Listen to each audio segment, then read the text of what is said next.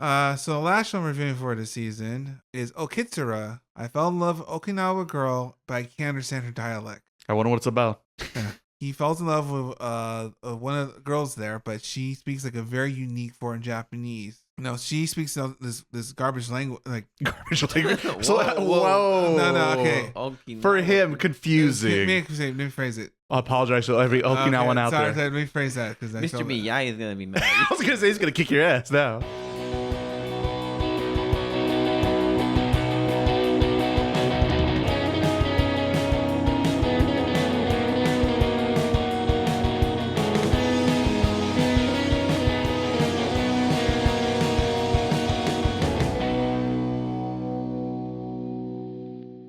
Bienvenidos, Minasan. Welcome to another very chilly episode of the Otaku podcast. I'm your host today, Miles. Joining me, of course, is my brother Ray. Yo. And Frank, chilling in the corner. Yay. So, like I said, so in this episode, we're going to preview our picks for the winter season 2025, or anime season, I should say. But before we go there, let's start with our weeks. So just because I'm the leader today, I'll go first. Oh, what a hero. Ooh, leading by example. Yeah, Wow. I'm going to show you guys how it's done, and then I'm going to move forward. So how many gacha games did we play this week, brother? 2, but that's not the point, Ray. The point of the object is it's my week. Alrighty.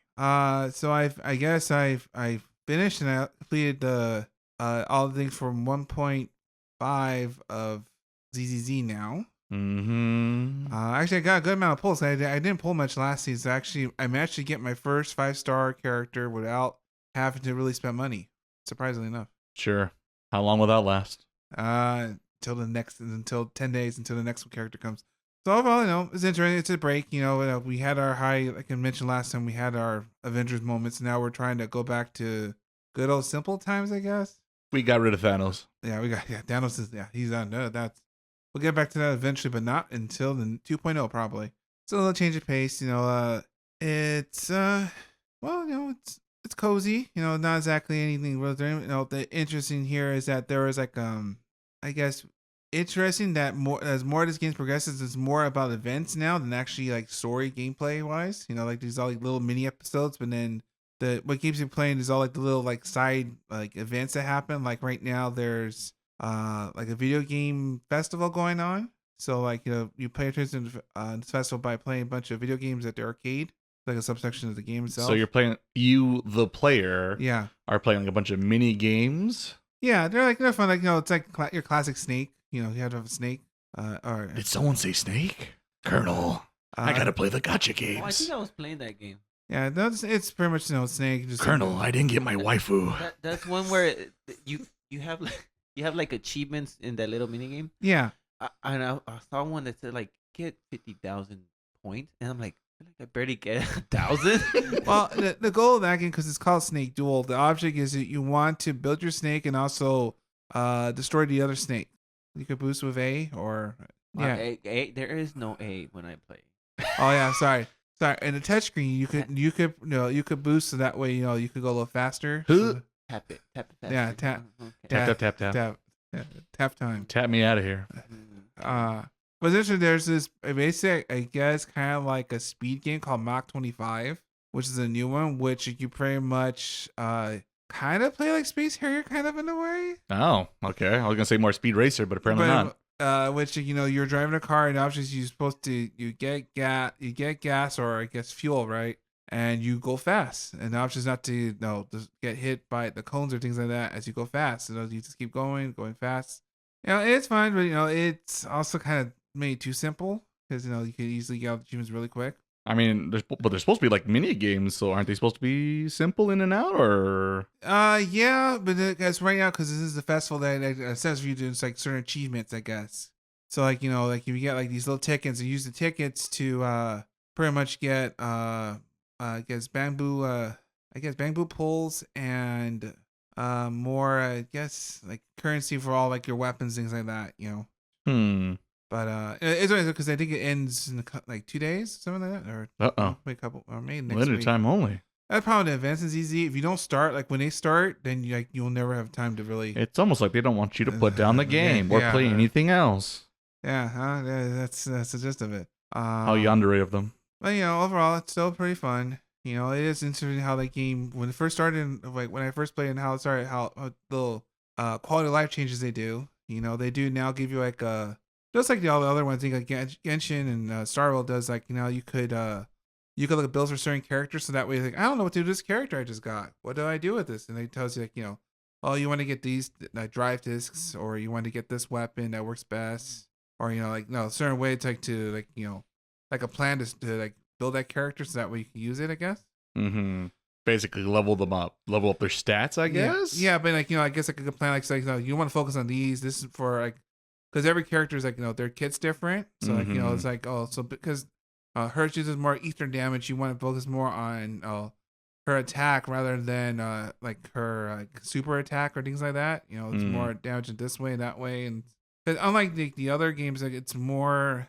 It as long as you have a good like gel your team, you can you can build possibilities with this team. Rather like Star Wars, it's like they kind of gears to like this character only works with this character, right? You need to have this character. You need to pull for a character. Well, you can't really use this character per se. It's easier for like kind of to mix and match for everybody because everyone kind of works pretty much well the same as long as you you get their timing pretty much well like you have good timing, I guess. Yeah, no, it was pretty fun. I think I think I almost finished most of the achievements for the season until next patch was not until the end of February. I think that's how that worked out. So we'll see how that goes. The other game, of course, because we always play two on here, is I slowly started to go back to Star Rail. I finished a little mini quest in which like you build your room, I guess, pretty much because you never had a room before, so now they give you a room on the space station or the train, I guess. Got your own you Captain Shepard now? Commander Shepard, that is? Yeah. I got my own. Do you have a favorite spot on the Citadel? No, I did on the space station though. Well, I mean that's basically the Citadel. The Herta space station. Sorry, to be more exact. It's interesting because actually, it was like a little game in which you play like you pretty much have to like kind of like Mario Party way. You get certain board pieces and you have to mix and match them so that way you get stack enough bonuses so that way you score the most points, kind of like to get money so that we can buy your room pretty much or pieces for your room. Mm-hmm. So it was pretty fun, very quick, everything else is still a little more work, a lot of like new changes because they changed how some things work now because in the 3.0 update they made it easier / harder, depends how you look at it, like to now re-roll your sub stats, things like that for your certain items, but only if after you max out your relics, then you're able to change out the sub stats on those said weapons. But I haven't really touched trying to build my characters. I realize sometimes it's funny, right? When you always play a game the first time around and you go back and around like, why would I put this on this? Well, character? yeah, things you didn't know at the time. Oh, why did I do this? Why did I put this? This doesn't work with this character at all. So there's a lot, take pieces out, then you try to build it the right way. So you have to do it for every character. And you have like me, you have like over 24 characters. It's like, oh, here we go. Oh my god, 24. Yeah, it's like okay, but there are certain characters that I kind of ignore, kind of like no, this Not cute enough. Don't make the cut. Enough tall redheads for Frank. There is one tall redhead. She's a fire character. Ooh. Now Frank's awake again. Frank's like, what? Oh, what? That's all. But yeah, so the slowly getting there. I still am way behind trying to get to all the other stuff. I haven't unlocked even the new path, which is Remembrance, which is now I guess now you can summon sprites. I guess now that's like the new mechanic in this game. Yeah, so it's interesting, but that's only when you get to Rome, I guess, or what's to it Rome. called? Yeah, because the next area in Star Rail and Thurpo is They really like the Gladiator or what? yeah, it's very Rome inspired, I guess. I still haven't seen that new movie. Yeah, so we'll see. We'll see when we get there, but that's. Are you entertained, Miles? I am very entertained, Well, there you go. and I should not get this character, and I got like 3 more days to try to pull for her, and I don't know if I can do it or not. I mean, you can just break open that wallet, brother. That'll fix all your problems. Aren't you glad you're playing this kind of game when you can fix everything with just the wallet? And I could. But I'm gonna try to earn my way first. And stay tuned to the next episode of Otaku, where he cashed in and gave in. He just couldn't hold. Yeah, we'll see. And that concludes my week. Sad, man. All right. So that way we keep on saying synergy. Like, let's go to Frank. Frank, Yeah. how's your gotcha life going? It's slowed down. Yay? I just haven't had a lot of time lately. I've been playing Genshin only for the dailies. There's events going on, and I'm just like, oh, I don't have the energy for this. I mean, they seem pretty cool. I think one of them gives you like a alternate costume for Yangling. Oh yeah. Oh, that reminds me. ZZZ also has skins now too, like Genshin. Free? No, nothing's free in these games. No, are you kidding, Frank? No, they're not gonna do it for me. No, I'm thinking about playing it again because I was enjoying the story, but I don't know if I have time. I don't know if. And then I was kind of disappointed when I tried out the Samurai Ice Girl. Yeah. I was like, not feeling her. Wasn't cool enough for you?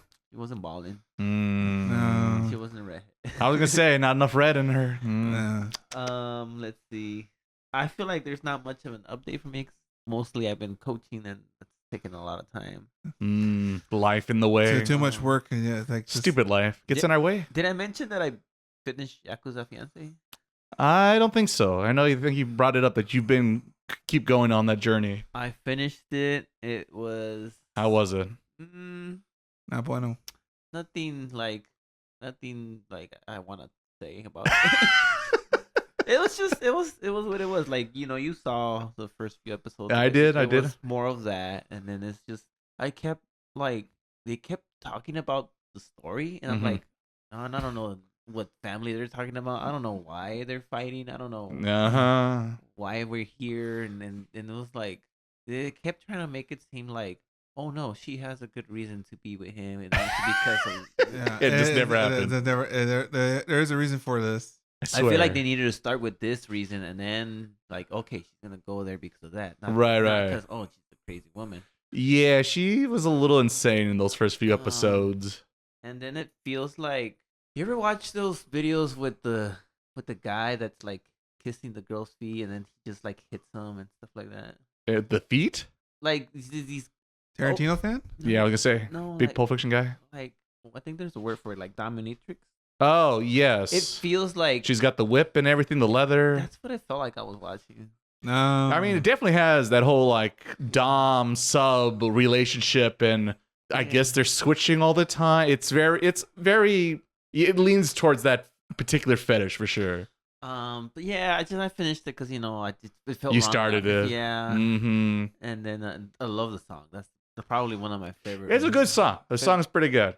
Favorite openings of last year. Same people that did the Noragami season 2. If anyone's seen that opening, well, maybe I have. I just didn't know where. It's very good. So yeah, I think that's enough of that. It was just that's enough time. That's enough. And more than enough. It doesn't deserve more. I also finished Demon Lord 2099. Oh, okay. How was that? A little better? Because that one's I wanted to go back to at some point in time. That one definitely was better. I wouldn't say it's like a must watch. Right. But you probably would enjoy it if you watch it. It has some funny moments where I like it when they talk about the streaming stuff. Like YouTube or like Twitch streaming or whatever, like live streaming. Right, the Red Room Demon Lord. Oh yeah. Yeah, because I think there was one part where there was like he's fighting and he's like, "Oh, this is the power of 3 million subscribers." Stupid but funny thing, or like I think the main character has certain moments where he's charming and he says things that are cool, but at the same time, like silly. Right. That one was cool. I think the ending felt a little rushed. Like it felt like a lot was going on. Wasted a lot of time with stuff. Whoops a doodle. We lost count. It kind of reminded me of Mecha Mechanical Arms. Yeah. I'm like yes. Well, tune in the last episode of the podcast. Yeah. But yeah, it was cool. The opening it was kind of catchy, so I did listen to it all the time. That one was better. I wouldn't say. I'll take it. That one I did recommend on my videos. So feeling good. What else did I watch? More Curb Your Enthusiasm. How far are we on that one now? I think I'm on season 4. Season 4. Okay, we're getting there. On Netflix, I'm kind of juggling between Seinfeld, Squid Games, and Stranger Things. Stranger Things is I think kind of coming out in last season. It's supposed to come out this year. We'll see all the children. I mean, the adults. Yeah. I swear I'm still 17 years old as they look like 31. I'm watching the newest season of that one. pretty cool. He just reminded me of a thing that I don't know if it was a video or it was just a picture, and it just had words, and it was like, yeah, now that they grow up, I'm not attracted to the Stranger Things cast anymore, and it's like, wait, Wait a minute. I think you're real. You were attracted to them when they were kids? Maybe. It was just like, oh, whoa, what's going on? Self-editing is always important. Some thoughts should not be said aloud. Definitely an anime fan. Like they grew up Right. weird. The charm, yeah, maybe, or I guess, you know or the how some people grow and they have like a long nose when they're right when they're kids. Everyone's cute when they're a kid, right? But then they grow up, and all of a sudden when they grow up, it's like, ooh, now you're a real person, and you're no longer cute. I mean, hopefully that's what I'm was. gonna be nice and assume that's what they were trying to say, but butchered. Because the other thing is not good. Somebody send a policeman to them. Yeah. So yeah, I haven't been watching much, so I feel I'm letting you guys down. Frank. Don't worry, just push Frank. life aside. Responsibilities, Frank. Throw it away. Never, Frank. Do you need sleep? Yeah, it's available. You could just cut a little here, there, more time for stuff. Oh, I have been watching a little bit more of slime, Reincarnated as a slime. Oh, okay. no. Is that the one with the blue hair guy Yeah. or gal? I don't know if it's a guy or a gal or both. It's a guy in the girl body. Okay, that Okay. makes sense. Okay, anime. So that's why I get confused, and I've Yeah. never seen the show. Yeah, that show is just like it's too perfect. Like, And not in a good way. oh, I see. Oh, the other. I get you now. Like, so he goes and he's like, he's overpowered, and then he meets people, and it's like he fights them, and well, now you guys are my friends, and it turns out that I needed this alliance so that I can build a road, and then Coincidence. we needed, armor, so we happened to meet these guys, and they want to join our, Wow, so convenient. new town. Now the author's being a little just like, wow, that's some good thinking there. You guys have had. Yeah, there's just no stakes. There's just everything, like everybody's friends. Everybody, Right, everything kumbaya. always works out. Come on, get mad, fight, do something. Where's so the drama? I was thinking the demon lords were gonna be like the final villains, and now he's a demon lord. He met other demon lords, and now they're like the demon lord club. It's just like One Piece where they all become the pirate, not pirate king, because those are what's the smaller, the 7 pirate The warlords. warlords. There you go, Yeah. the ones that are pardoned Yeah, by the so government. the warlords were bad, but now they're good. Yeah, right. Right. Yeah. The Marines were bad, but now they're good. Oh, One No, Piece. it's just like saying, yeah, Sheriff, I'm gonna, and then you meet him like, actually, he's my buddy now. What's up, clown? Want to go? Want to get some Mickey D's after this? Everything just fits in perfectly. I'm not into that too much, I but I'll feel it. finish it. I'll keep going. Yeah. Well, that's it for me. And so now Oh no. we end with the greatest, the latest. Ray, what is the week? Oh no. God help us all. Alrighty, for my week, what do I want to start off with? Let's start off with some video game talk. So finally, this week, I finally sat only a little bit, but I finally did sit down and put a few hours into Indiana Jones and the Great Circle. I think that's what it's called, or something like that. The newest game. Yeah, the newest game that's out on Xbox, soon to come out on PlayStation later this year. But I have it through Game Pass, so I finally started it, picked it up. Obviously, I'm a big fan, or if you listen to podcasts, obviously I'm a big fan of the original movies. Well, the first 3 movies, let's say. And so I'm pretty excited being an old school Indiana Jones fan. And it starts off kind of rough, I won't lie. The neat thing about it technically starts off like a little recap, and it literally goes through the cinematics of Raiders of the Lost Ark, which is pretty neat to see, the graphical change of like back in the day and now what games can do. And it really captures the cinematic vibes pretty much perfectly for, on point to point. Graphically, the game's very impressive. Troy Baker, who steps in and plays the character, does a very good job and is a very good Harrison Ford impersonation. So if you want to feel like you're getting the real experience from the movie to the game, you do get it in that opening act. And the interesting thing is this game takes place after Raiders of the Lost Ark, but before Last Crusade. And of course, Temple Doom is a prequel to Raiders, for those who want to get the timeline straight in their heads. That's how it works. And they kind of casually talk about the events of Raiders and the fact that Marion's no longer in the scene, but don't worry, if you watch the movie, she shows up again. And anyway, and someone breaks into the museum and steals one of Indy's pieces, and he must figure out what's going on. Why would some giant, and he's like a giant of a man, break into the little... Is he Russian? Yeah, he's not a Russian.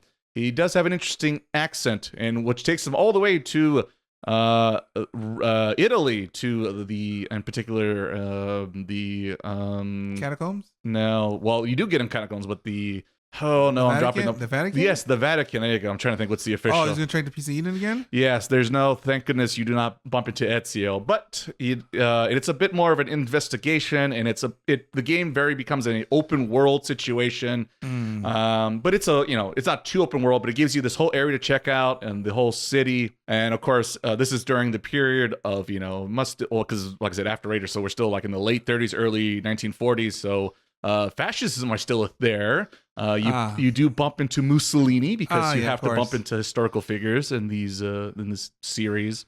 The downside is I just didn't really care for the open worldness thing. I just kind of want the cinematic things that I guess I'm expected and want from the movie, and also I kind of got in the Uncharted games, because Uncharted is basically discounting Indiana Jones, really, right?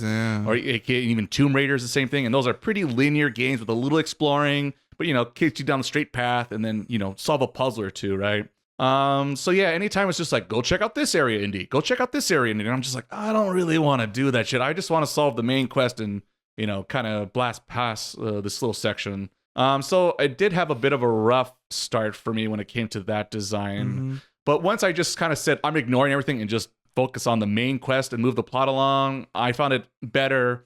So far, the best thing I like about it, like I said, minus the graphics and the voice acting, is I thought the puzzles are actually pretty good and make you have to think a little bit. They're just the right amount of challenge. You don't have to grab like a pad or something like that? Yeah, they're not like Zelda things where you have to move the square. Or like Professor Layton, which like, I actually got to right, yes. Maybe not that think about that difficult just yet, but right before, I would argue. So I do like that. And I do hear that after you leave Italy, with of course grand in very Indiana Jones fashion, the game does pick up from there. So I'm hoping it will, because right now I'm just barely holding on, which is a bit of it's like the open air disappointment. Kind of like the thing that reminds me like the Arkham Batman games, in which like do you you're detecting yourself around the place, like carrying on things like that, or is it more or less? It's not that, because with like Batman, you just put on X-ray vision, he sees everything and solves everything instantly. There's a little bit more to that, because you'll find one little clue, and then that clue takes you to the other side of the map, and then when you get there, then you go to the catacombs, and in the catacombs you find the other real secret,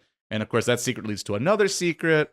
So I kind of like the breadcrumbs part. It's just all the like little side quests that you get points, and what do you do with those points? You punch a little bit better, and the fighting mechanics I don't really care for. Because what is that? The fighting part's in first person, isn't it? Yeah, and it's all, well, you do have a gun, but like in most Indiana Jones movies, he uses the gun almost like a comedy bit, right? Every time he pulls out the gun, half the time it gets kicked out of his hand, and it's down to fisticuffs. And they do that in the game, but I just don't find the gameplay satisfying enough. I just kind of just want to, fitting enough like Batman Arkham Asylum, just one punch counter and move on and get to the next puzzle. Or like you said mentioned before, like Uncharted, you want like more like punch, and then you move on. You grab the gun and move on. Yeah, I just wanted to keep going straight forward, but we'll see. Mixed feelings. I'm hoping it turns around. I hear a lot of good things. I'm hoping I will be more excited. I think a game of the year or something like that from most. Maybe. Or got like it was very highly reviewed. I think I remember correctly. Pretty much. So we'll see what goes on with that one. Really quickly, I've been playing the Steam Deck, and I finally played some other games, and sadly, I'm just going to also... these I'm going to pass on. I played very old school games. Path of the Ninja, if anyone recalls such a game. I think I remember that for a hot second. And I think it came out on the 360, just put a date on it. It's actually not a bad game. The problem is, you play as a ninja, it's very 2D. You're really trying to be stealthy, but it's this weird point of like, it's not stealthy enough, like a Splinter Cell, if you will, but it's also like fast and furious, like a Ninja Gaiden or something. It's this weird in-between zone that just didn't really click for me. What, Shinobi count? No. Oh, what's Shinobi? Like Genesis Shinobi? Yeah, Shinobi. And no, because Shinobi's more of an action game. There's no stealth. This one really tries to be stealth, but I find his movement to be slow. And you can run, but of course, if you run, apparently he weighs like a ton, and everyone's alert to his big footsteps. So yeah, it kind of threw me off a little, but it's okay. But I either want like more action or I want more stealth, and it's in between. And because of that reason, I'm tossing it aside. Speaking about like, old games, I'm tossing aside. Spelunky is a game I've never played, and I dabbled in for a little bit. I played a little bit of it. Which it's a very 2D, simple kind of platformer. I guess kind of Indiana Jones-is because you're like going through tombs and trying to find gold and treasure. And it's a very, I guess, kind of like Hades in the fact that you kind of go in circles and repeat and try again.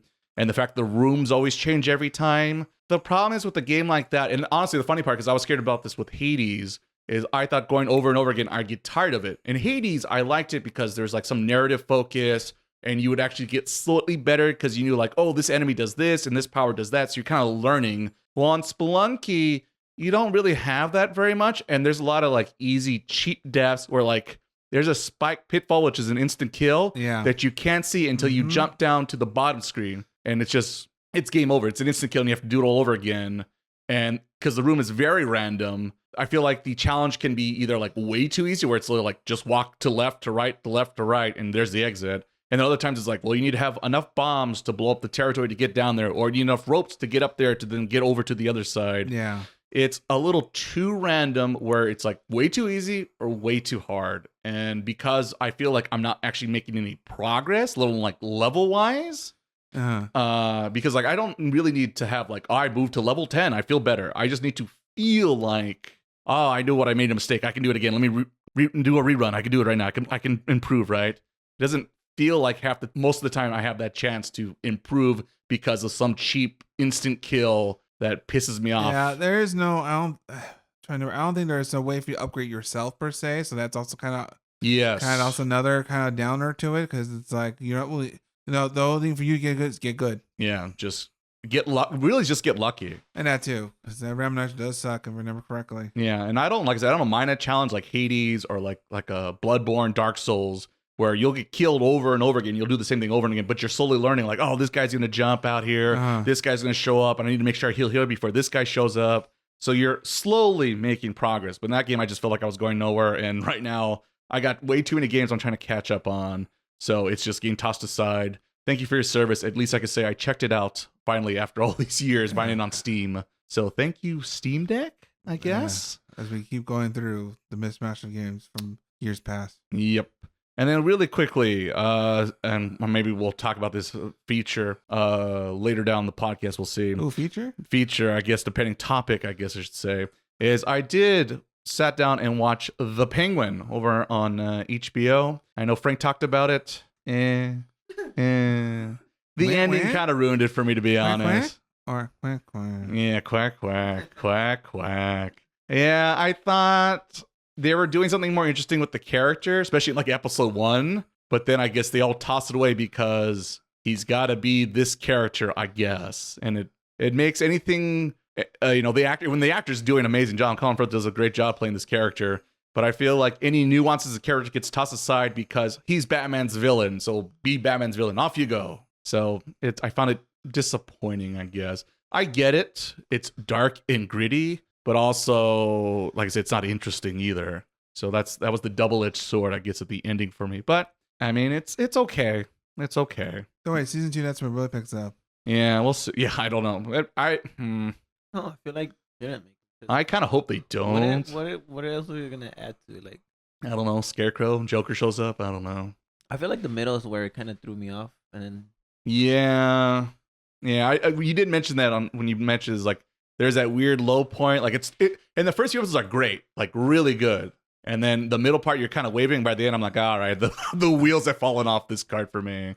I've heard mixed reviews about the ending. Personally, I wasn't expecting it, but I'm like, and then I felt like bad about it. But then I'm like, oh, I was okay with the result. But I know my cousin hated it. Oh, interesting. He was like, no, not for me. No, he was like, they was not building up for that. It does seem surprising. A little too out of left field, perhaps. Won't say much, but yeah. Right, yeah. We'll let people get a chance. Check it out for themselves. Let them know. It was funny, though, to see Lex Luthor also show up for that show, because the last Frank show I checked out was the Dexter last season, quotation marks, and he shows up in The Penguin as well. Wait, Lex Luthor shows up in Dexter? Yeah, well, the actor who plays him in the original cartoon, the older guy with the white hair goatee, he shows up in. Oh, he's Lex Luthor? He's Lex Luthor. If you hear his voice, and if you remember the original '90s Superman cartoon, I didn't know that. yeah. Oh, that's Okay. cool. Yeah. A little bit trivia. Fun there. fact there. Yes, I am old. And with that, I will end up my week. And back to you, Miles, our gracious host. I can't even talk anymore. Gracious. Oh my- Gracious. There you made it. Close enough. Potato. So speaking about anime animation, let's go to our picks for the season. This is our preview episode of Winter 2025. So we'll do this in a semi. We'll go, I guess, in order from me down to Frank, and then we'll do this 3 times and see what makes it the cream of the crop, I guess. Lead the way. All right, so I'll lay this out first, gentlemen. Show you how it's done once again. Thank you. So the first anime I'll talk about is Flowers and Asura. It's an anime in high dive. I forgot the studio on top of my head. I know it's an old or more one of the staple animation studios, but I forgot in my head. So this one's actually it's interesting. It's more of a drama. There are Tell me more. unique to say, there's not exactly, we're not fluff. It's not comedy, but it's also very realistic, I guess. So it depends on your thoughts, I guess, on reality. So parameter starts with Hana. Hana is a girl who lives, I guess, like I want to say like the countryside, and she loves reciting, I guess, poetry or like passages from books. She likes the I guess kind of like reciting them, I guess, per se. Like. And I guess, and that's is also, it's very, Like she wants to be a voice actress or something? not a voice actress, but kind of like a narrator? I kind of say it reminds me kind of like reading poetry out loud, I guess. Oh, okay. But in a Japanese version of said Right. So it's hard to translate over to us, right? Per se, but basically like a poetry reader. Getcha. I think so. And so she likes doing that, like acting out, or like for passages from books that she reads. And then one of, I guess, a senpai from the high school, I guess she was going to go to eventually, comes in and recruits her into the broadcasting club at their school. And so at the broadcasting club, their goal is that they want to, I guess, there's a competition, I guess, the NHK national competition for broadcasting. Tournament arc. So, do tuning because there's one focus on announcement, like being an announcer per se, and recent recitation, I guess. There's a difference? There's like two different parts in the competition, I guess, per se. And so, of course, her being, the country, now the fish out of water, going to the city now, she's not sure if she wants to, does she want to pursue this as a passion to, like, try to win rewards and try to do fame, or she wants to, do it because she loves, reading poems, like her passion for it's more important than winning for things per se, right? Mm-hmm. And along the way, she meets other fellow classmates and like first years also, who one wants to work on like special effects sounds, not really talking or reciting per se. He wants to work on making sound effects. Mm-hmm. Girl's very good at presenting herself, but also is full of herself sometimes. Someone has to be. And then of course, the one's kind of like in the middle, like not exactly good or bad, but like he's kind of, I guess, average, I guess, per se. And so most of them pretty much is you watch these kids as they try to get better at reciting certain passages, the way how, like, phonetically how you're supposed to say this passage out loud and as you're reciting it, I guess. Like if it's like what part to emphasize? And what part to emphasize the way how you're supposed to flow through here, flow through there. It's a lot of speech, I guess. Like speech talk, I guess is the best way to put it. Speech talk. And you spoke good. But see, I guess the only issue here is that because it's more, I don't want to say serious, but it's very more grounded, I guess, per se. Mm-hmm. It depends how you want to learn about Japanese pronunciation or recitation, I guess, per se. It's a very niche kind of thing. Mm-hmm. But also it's interesting because they don't really skip on the details, like how they how they read certain kanji, things like that, how you emphasize that, so that way people get confused as you're speaking out loud, reciting like certain words, so that way they don't misunderstood you, because when you're speaking kanji, it gets really the way how you emphasize it could change the meaning of the word you're trying to say. Right, because Japanese has multiple different languages inside the languages, I guess, or in the language. Yeah, so it can get very written language, I guess I should specify. Yeah, because certain words may seem the same, but if the way you say them makes it the meaning completely different. True.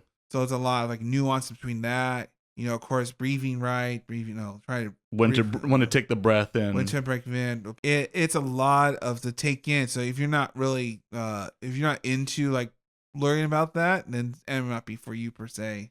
But it is very interesting. It's something I like. Eventually it'll be nice to like kind of deep dive it a little bit because I think there's a lot of good meat here. But like as for all of us to the time for you to dissect the social, it's like something you have to like really boil down to deserve its own episode per se. So that's why I feel like this show I'm gonna have a pass, but I want to come back to it down the line. Okay, so you were spoiling it, by the way. Oh, whoops. Sorry, I guess I got too proud of myself. Sorry. Okay, see, no, that's what's leaving. And that's how you. So Frank, remember when you used to just spoil everything, just spoil it, just spoil it. Just let people turn off the podcast, go home early. They have to. Sorry. They're gonna go home early too. They're gonna be. But boss, I gotta clock out. My podcast is over. I gotta go. I cooked too much. I'm sorry. My bad. Let me door on flame. I'm sorry. Yeah. So it's a very interesting show, but it depends on your assignment for the material. I guess that could be an issue. Right. It's no one's punching or kicking here. Yeah. There is no there's no flashy. Even everyone else is relatively normal per se. There's no flashy character or oh look at this strange weird teacher or something like that, right? She's always taking off her clothes during class for some reason. So it's actually like for better or for worse, it's very grounded. And it depends if you want to be grounded or you want to have inner fun. I guess that's the way to describe it. But it's also on the High Dive. I forgot to mention that too. Oh yeah, you did mention. By the way, Studio Dean. What is not Dean? Studio Dean. Bind. That's the one. Yeah, I know it's like someone. They do one of the isekai shows, if I remember right. I forget which one. There's too many of them to remember these days. But overall, I think we'll see where. I guess we'll see where it goes. Yeah. Whoops. Nice tease there, brother. Nice tease.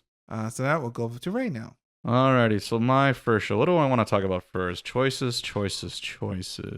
I guess I'll just go in the order of how I end up watching the shows. So let's start off with I call Anime House, but it actually has another name. Does she have a cane? Not that I saw so far in the first 3 episodes, but we'll never know. So the show I'm going to talk about is Ameku MD Doctor Detective. Not Detective Doctor? Yeah, it's different apparently. So in this show, as I already hinted at, is Doctor? There's a doctor involved, and she does play detective. Who would have thunk? And she's a bit of a prodigy. She's not a kid, but she looks like a kid, and when treats her like a kid, that's the one, Frank. And it's like an ongoing joke because she's like I said, she looks young, but she's like a genius basically. Yeah. And so the show starts off, and you're in a hospital setting. We're in the ER, and of course there's there's like a little kid that has like an unknown disease, a problem. He can't breathe. He's like getting sick, and it's a mystery to the doctors there. There's another patient who's an older man. He's got like a stomach issue. They think like, something in his stomach has blown up and needs to get thrown out, like his appendix or something perhaps, right? And they're waiting for test results to really know. And so they're kind of stumped. Like, what do we do with these patients? We don't know. And then sure enough, it turns out, I guess one of the doctor's senpai, which is our main protagonist, shows up and goes, "Wow, I know," examines them real quickly. "Oh, this kid's got this problem and this old man's got this problem." Boom, boom, boom. And just like people are familiar with the, I was a sitcom, it's not really a sitcom, but the American TV show. Wait, it's kind of a sitcom. It can be, I guess. Solves the problems and immediately diagnoses them perfectly. And sure enough, that's what's wrong with them. They take it's a quick fix and boom, they're off they go and they're happy. And so it's very, that's what we're dealing with, right? So now she's an amazing doctor, but she's also a want-to-be Sherlock Holmes knockoff, and even kind of has it's like supposed to be serious, but it's also fantastical because her family runs this whole hospital, and I guess she's, like I said, she's special and unique, so special and unique that she has like on top of the rooftop of this giant hospital, she has a little like Sherlock Holmes house she lives in.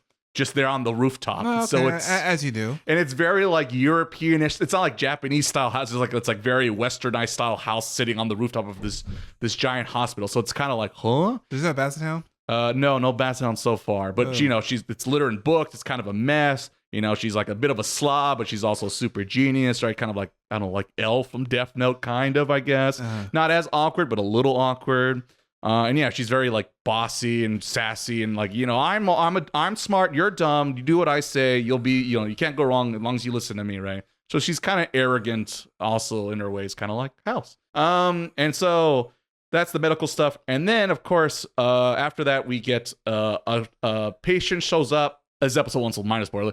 He dies. Turns out though, for some reason, this patient has blue blood. And of course she's fixated on solving this mystery, and so she starts to play private discount detective to solve the case of why does this guy have blue blood. She bumps into basically Columbo. So yes, there is a Japanese detective who is based, and they acknowledge you sure look like that TV detective. And he goes, I don't know what you're talking about, doctor. And you look at this guy and you'll be like, it's fucking Columbo. And then there's an English dub for it, and he sure teases the Columbo impression just a little bit. Does he go, oh, one more thing? One more thing. He kind of did. He kind of like, not exactly, but pretty close. And he's very jokey and kiddie. And he's kind of a cool character. Like I said, very Columbo. Like I said, he looks like it. He plays pretty similar to that. They're very cat and mouse game of like, I don't know anything about that, doctor. If only you were involved in the case, then I could spill the details of the case. And so, yeah. And that's pretty much where you get the show. They solve that case in the first 2 episodes. And in the 3rd episode, you get a new case for them to solve. It starts off with a medical thing, and somehow they kind of work it and save into like a criminal case, right?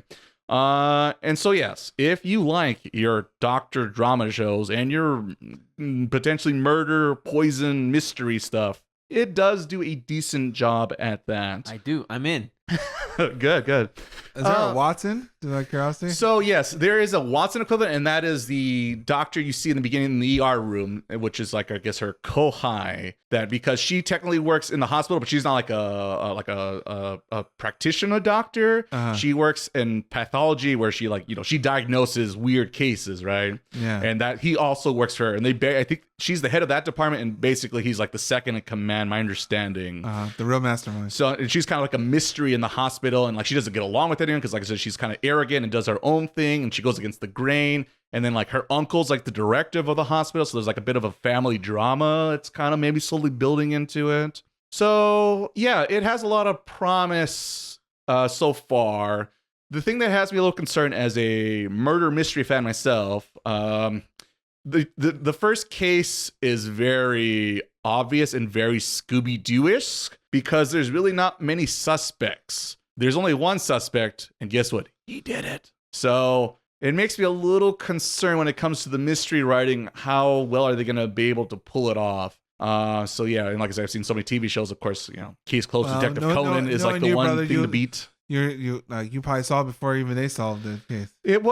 It's interesting, like, because they talk a lot about early on, like the medical facts and the mystery of like the blue blood and why it happens and this, and they do explain it. And you know, I'm no super doctor, so I'm gonna be like Doctor Detective. Yeah, one day I'll be there, get my own anime and everything. But that first case, it does not require any like, you know, investigation skills, not required to have any medical license, just be common sense. Let's see here. Who has had any lines this episode that isn't a cop? I don't think Columbo did it. I'm gonna take a bet and say Columbo did not commit the crime this episode. It is a way for them to kind of like, you know, ease you into thinking, I guess. Yeah, I guess. But the problem is, if you're gonna, you know, write a character who's like super smart and a super genius, you kind of have to give them situations to make them show off how smart and cool they are, that maybe will surprise the audience. And to me, like I said, it felt very Scooby-Doo-y. So I'm a little, I'm back and forth of like, it's a bit of a gamble at the moment, based on the first 3 episodes. It has promise, but the mystery writing is what got me concerned. And as being a mystery, you know, half of it being a mystery show, I don't know if it's going to handle that well. But like I said, the little family drama, because like there's an older sister that shows up and it's like, you got to get that's like the only character she's like scared of. So it might be, it's a little funny. I don't know. We'll see. The dub helps it a little bit. I'll also say that. So not too many dubs this season, but that is one of them. So if you're into, like I said, those kind of shows, maybe go check out the Doctor Detective, or is it? No, yeah, Doctor Detective, not Detective Doctor. Gotta get it right. Get it right. And that one's over on Crunchyroll in case you are curious. So yeah, that is my first impression for this season. All right, let's end the first round with a banger. So Frank, All right, this is a long name. So Old anime and their long titles. okay, the first one I watched was Headhunter to Another World from Salaryman to Big Four. Oh, Okay. okay. That is a mouthful. Yeah. So basically, it's an isekai. Oh no. What? No. Pass. There's so many. Like normally, I don't learn the lingo of the Japanese, but there are so many of these that I'm like, oh, isekai. There you go. Welcome to doing a podcast. Let's see. Basically, it's about an office worker that goes to another world.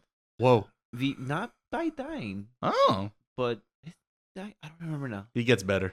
I don't remember if he does it by dying. Anyways, but he gets summoned by the demon lord on the other side, who looks like Shredder. Oh, Get okay. those turtles. Yeah, I'm like, hey, Shredder, what's going on? Nice. And so he's worried because what do you want to hire me for? And it kind of gives me like this Time for Torture Princess, where like the guy's like, well, if you join us, you're gonna have benefits and all this, and paid vacation. And he's like, oh, it sounds like really great, but he's worried because I'm like, oh, I'm not qualified. He's like, oh, we don't need you for fighting. We just need you to like broker deals and close accounts. All the office shit. So he's like, well, maybe I can do this. And then so that's basically what it is about. He got hired, and the show, every episode is like a different account. Like, hey, go, make a deal with the Minotaurs, and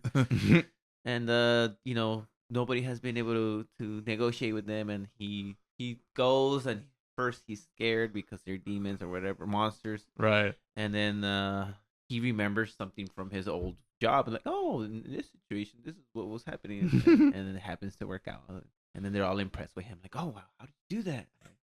And it's just like, no, I don't know. I saw it, I'm like, hey, this sounds interesting, but then I watched, I'm like, no, it's not that interesting. Like, I don't really want to. Wait a minute. Like, it was funny at like briefly, but then I'm like, this show really is just about him making deals. Well, I mean, that's Negotiations. Like, I'm like, where is this going? Like, is he gonna like? I don't know where it's going. Like, I feel like sign a peace treaty. Yeah, I don't know where it's going. Like, do I want him to get a promotion? Would I feel satisfied as a viewer? Is he gonna go back to the real world and like kill it there? Like, I don't know. Now he's ready to take over CEO. Like, oh, I handle demon accounts. I can do anything. So, that's part of what worries me. The other part is that it kind of feels like one of those animes where he's just meeting a bunch of girls and they all fall in love with him. I mean, and I'm like, so isekai. So an isekai. I mean, there's usually a harem to go along with that isekai. and it's like, oh no, No tall redheads? not Kirito again. Oh. So that worries He's just me. so cool. They do go into an unusual amount of detail about like how things work. So basically magic, and it's funny because he's like, the buffer you are, the stronger your magic is. So demons like wear like, I guess this just their excuse to say that demons wear like really skimpy clothes. Oh, to justify. Yeah. Anime. But it's like, yeah, but only the girl demons. It just so happens all the female characters. How interesting. You do see some that, but I'm like, wait, it seems that the girl demons, tone it down. They got a lot of magic in them. A lot of magic. Yeah, because he tells the girls like, hey, you should wear a bit more armor because that doesn't help you. And she got all insulted. Like, monsters are my pride. Like, so I had hope because it sounded like a fun, sounds silly idea, but then it wasn't as fun as it seemed. It's like, when you decide to jump off the roof and you're like, it sounds fun. Wait a minute, gravity. When you hit the ground, it's not that fun. Not too much. I can see that. So, I feel like my tone says a lot. Spoiler alert. You too, huh, Frank? Yeah. Look what you did, Miles. Look your example. Look what you did. So yeah, I'm leading by example. That's what I'm doing, right? Leading by example. I am done describing this show. Yeah, I mean, it's just like the fighting's not even interesting because I feel like all the demons are overpowered and the main character has no strength. So it's like, I know he's not gonna fight. We're not gonna have a right verbal battle. Yeah. But is it to you? Does it come off? Is it supposed to be more of a comedy than anything, and it's just not landing the jokes? At least for you. I think so. I think it's supposed to be more of a comedy. I would assume with the premise like that, that is their it's goal. It's just I feel like they focus a lot on him getting deals done, and that's not funny. Right, yeah. It's just I mean, I guess if you're like a office worker, right, and you you're can like, relate to it. Yes, I did have Me that same too. problem. Right. That's a good I point. don't. Yeah, right. Yeah, none of us really have the traditional office I job. don't even have a suit. I've struggled looking for a tie. So done again. All right. That's Frank's it? done. All right. All right. So now it's time for round 2. So I guess I'll start lead off again. Hopefully this time a little less Not as obvious. slippage here and there. So the next name I'll talk about is welcome to Japan, Miss Elf. Okay. So basically, you start with Kazuhiro. He's an office worker too, There you go. You can relate. but he has a unique ability. So apparently, this semi isekai, I guess I will say, because it goes back and forth. He goes to other worlds by sleeping. So he'll sleep in our world and travel to the other world, wake up over there, Isekai? Yes. and then Can't have it. Apparently. like he said, because he had since he was a kid, he said. So it's like, either he dies or he gets tired and sleeps there, and he comes back here, and it goes back to like a normal day at work. Does he believe he's actually traveling to another world, or do you think he's just having a weird dream? Well, he believes that he has a weird dream, but actually, no. I guess let me get to the point. I see. My bad. So so he he had this his whole life. So he's a Salaryman now, mid 20s. It's like, yeah, it happens to me at night. It is what it is. So apparently one time in his, like I said, in his dream world, as he puts it, I guess he made friends with elf girl, Checks out. Mary Bell or Marie, as he pretty much like stores the name that he get to know someone, I guess. They go on a quest together to gather some materials, and then they accidentally bump into a dragon's nest. So before they get to the dragon's nest, of course, instantly kills him. But at the same time, I guess in that confusion between him grabbing her and kind of like before he like perishes and whatnot, he comes back to our world, but then I guess she ends up in his bed somehow. So she jumped worlds. She jumped worlds somehow. Somehow. We don't know. So now she woke up in our world, and now Let's she's get like, that doctor on it. She'll solve it. and so she works in our world and kind of like this. What's Japan? Because I guess this whole time they are speaking Elvish, I guess per se. So she's not speaking Japanese, Right. So in our world, she's learning Japanese and kind of like, look how cool. Because so she literally doesn't like understand the language at all. Yeah. Oh, that's interesting. And and he doesn't know how to speak Elven anymore. Well, he does, but he only speaks to her in Elvish, so like everyone knows. Oh, I see. So no one understands what they're talking about. Yeah. I get you now. And so half the time it's her trying to, I guess, just to being here now, kind of. But it could go back and forth. So when they go if they hold each other while they sleep, they can go switch between our world and the other world. All right, I have questions. I'm going to let you keep going. I'll use that line. Yeah. And because it mechanics of work. Apparently, he could bring certain things from our world to that world, like food and stuff, but not like items per se, like a sword or anything else. Like, So he's not going to be able to retire with an 8 million yen or 8 billion yen? yeah, no, you're not gonna buy a tank.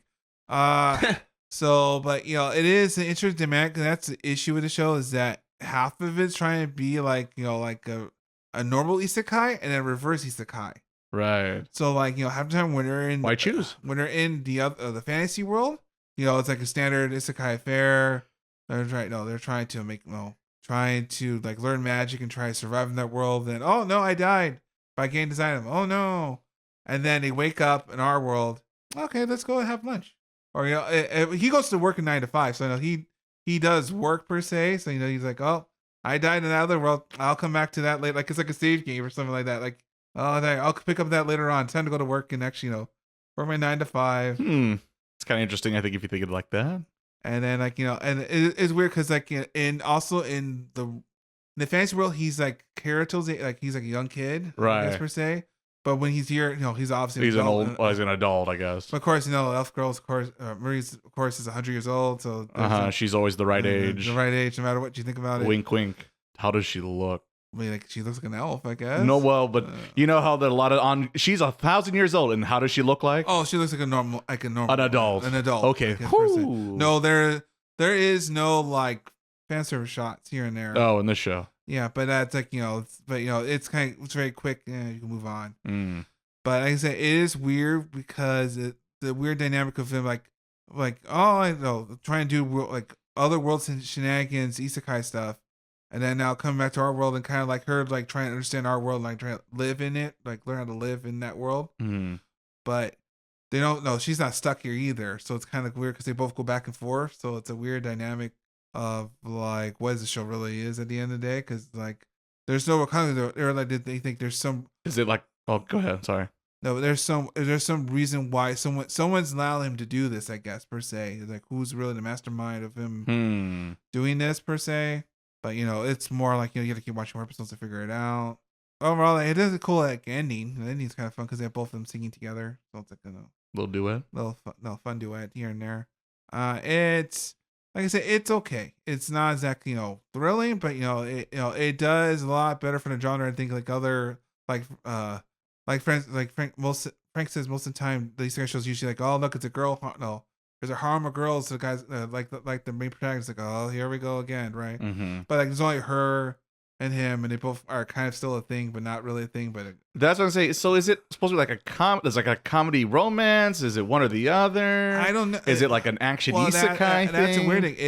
It's like half and half. Oh, it checks all the boxes. It's like half of it's like when they're in the other world, it's like an action isekai where we're battling out, we're trying to get items, we're trying to battle out things like that. But then when we go back to our world, he works at his 9-5 shop, and she's kind of like trying to get past the time in the other world. So it's very getting used to living in Japan. Yeah, so it's like basically she's like a foreigner living in Japan. Yeah, so it's like a half and half. It's like it. We'll see how it goes on, but we'll figure it out as we keep going, I guess.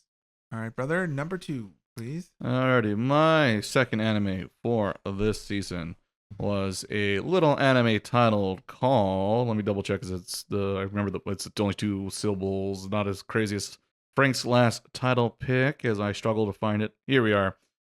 Is a unique show that is not on Crunchyroll or High Dive. It's actually just on good old fashioned YouTube. I guess what's that? It's a free. Yeah, I know. It's a free anime. This anime is called. You don't need YouTube Red. No red. Wow, that's or premium. You're dating yourself. I was gonna say, please, brother, you're dating yourself. Is Tasokare Hotel? I think it's Tasokare Hotel. That's what I'm gonna stick with. Tasokare. That sounds good too. And in this show, it is very supernatural. Focus and pushing. The quick sentence, it's not as depressing Death Parade. Oh, okay. So if you're familiar with that anime, it's kind of like that. So in this series, our main protagonist is a young girl who ends up in this mysterious hotel with no knowledge or information of how she got there, and has a little case of amnesia herself and doesn't remember herself how she got there, what's going on. And when she enters the front door of this magical hotel, there is a faceless manager who also has a flame for a head who greets her. Dolahan? Yeah, kind of. Ghost Rider? Ghost Rider is probably the more accurate one. Frank has got it. He beat you, Miles. I'm sorry. I'm sorry. Ghost Rider. I don't know exactly what that is. One for Nicolas Cage. And she greets her. Welcome to our magical little hotel where people who are in between life or death end up here. And this is where they kind of solve their situation and solve their problems. And that's what sure enough happens to our protagonist, because in the first couple scenes, she doesn't have a face per se. And she doesn't remember who she is. And then slowly she checks into her hotel room in this magical hotel. And she has little pieces of her life scattered in this room. And each room is designed for each new guest at the hotel that design about their past and history of their life. And after searching through some clues, she remembers her name. And her name is it's a unique. Sora. No, it's not Sora. It's like Neku Sukahara.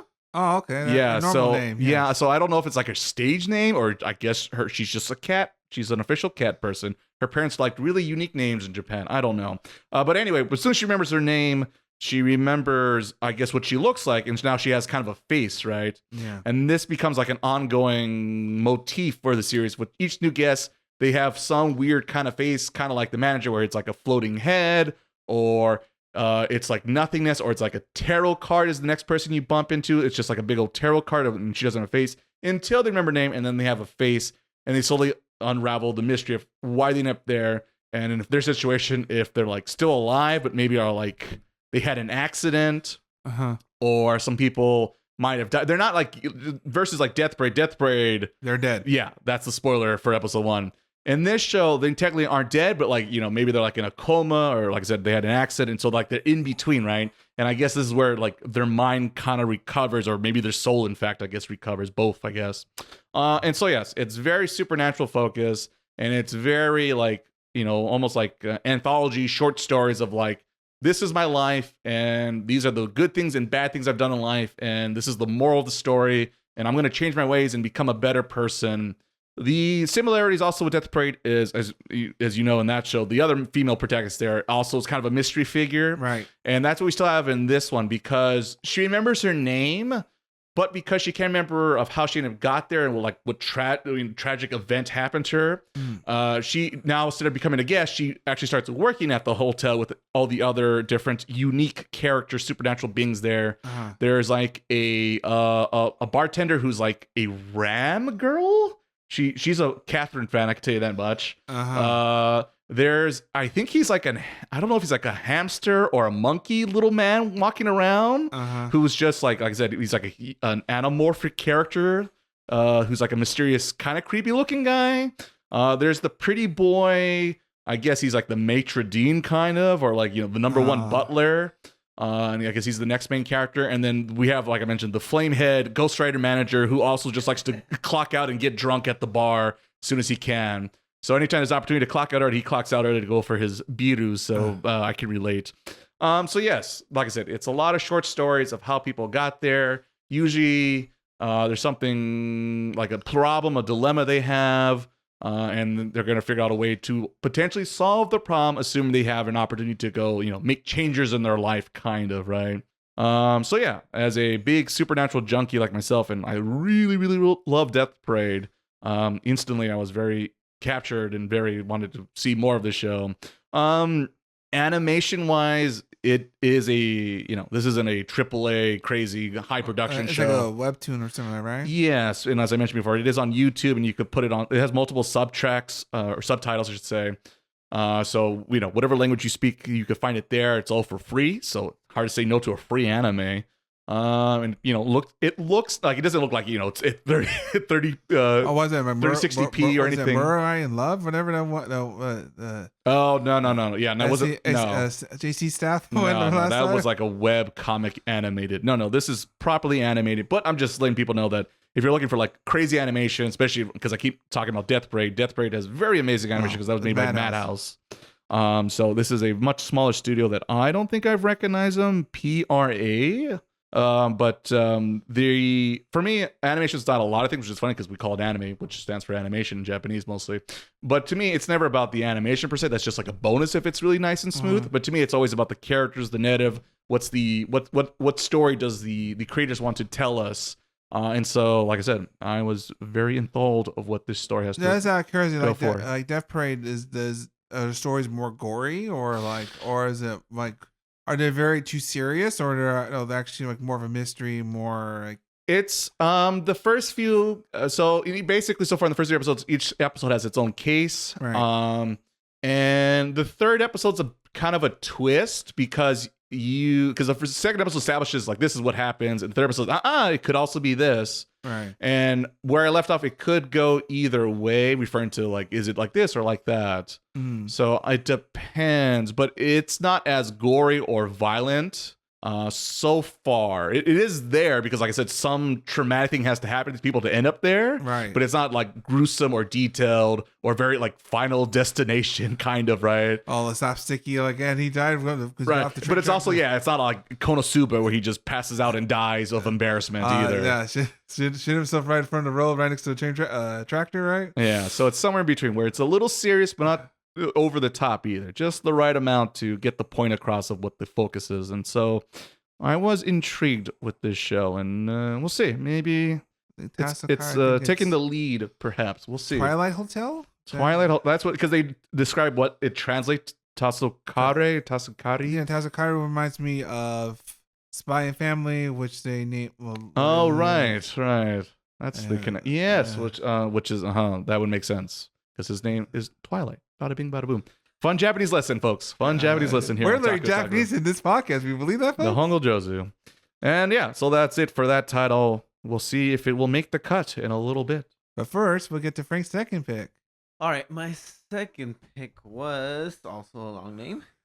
Uh-oh. I love these shows now with the long names. It's very hard to keep them all on track. That's why it's nice when they're like we all agree, like we all hold hands, say this is the name of the show now. Nicknames. That way we all know what to think. Because it's a mouthful saying the real name out loud. Guess what?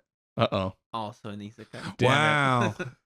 But this one might be a little more appealing to the masses, Okay. not just office workers. Okay. Yay? All right. Anyways, it's called The Red Ranger Becomes an Adventurer in Another World. Okay.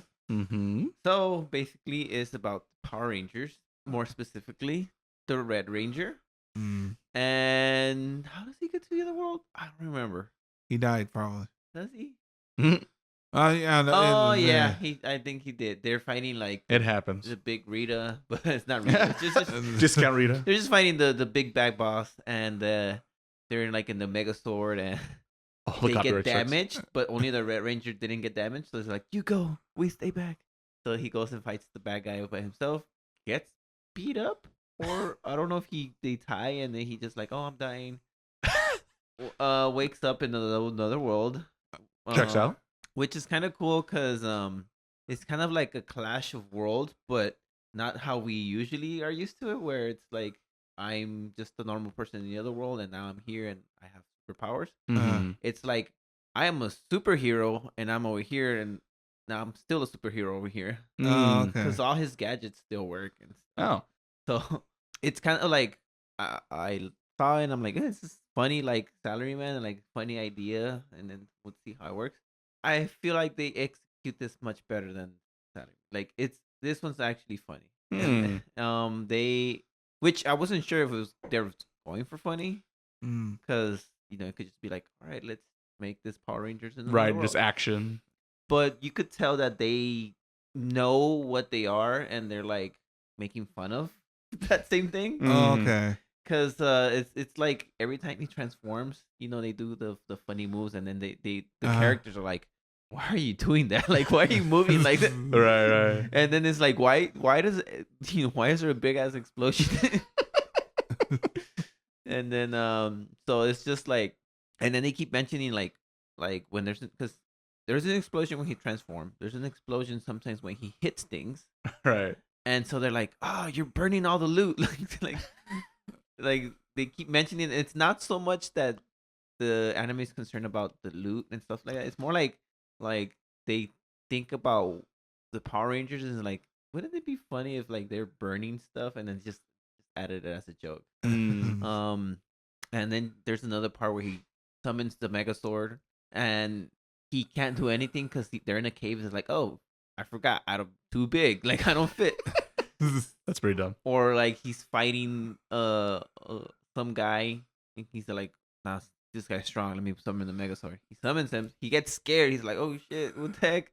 And then he's like trying to fight him, but he can't hit him because he's too slow.